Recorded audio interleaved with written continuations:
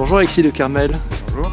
Alors vous êtes responsable de la communication du château de Fontainebleau et nous venons de réaliser une grande première aujourd'hui, l'utilisation du drone pour valoriser des œuvres du château. Quelles sont vos premières impressions?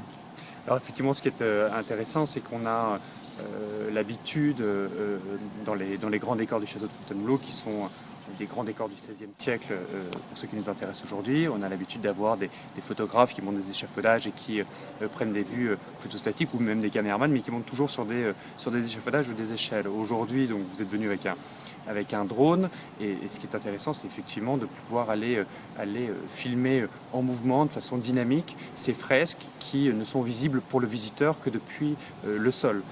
Et donc on aperçoit des détails, ça nous permet de toucher du doigt, si je puis dire, des détails que le public n'a pas vu autrement que sur des photos. Donc là, en mouvement, c'est une opération particulièrement intéressante.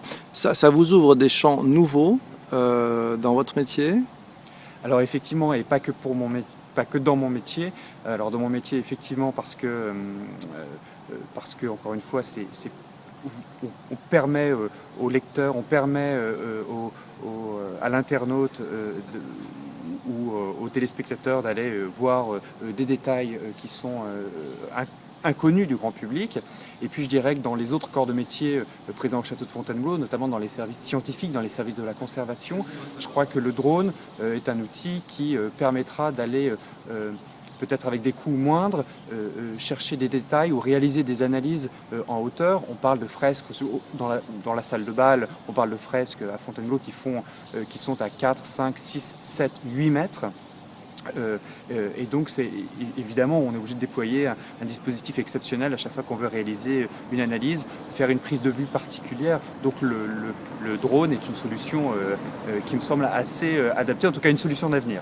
Le drone avec les courants d'air chaud, d'air froid, avec la soufflerie, avec la VMC subissait des perturbations. Donc effectivement je crois qu'on a un outil qui est encore à améliorer pour stabiliser la prise de vue dans la galerie et réaliser un travail en toute sécurité.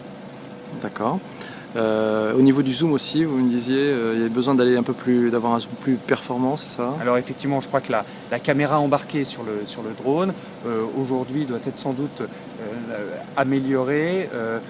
Et effectivement, l'idéal serait d'adapter les outils de prise de vue habituels des fresques et des prises de vue nécessaires dans le travail scientifique, donc d'adapter la caméra aux besoins de l'établissement ou aux besoins de la prise de vue. D'accord. Sinon, le bilan global de cette expérience? Extrêmement positif. D'accord, merci beaucoup. Intéressant.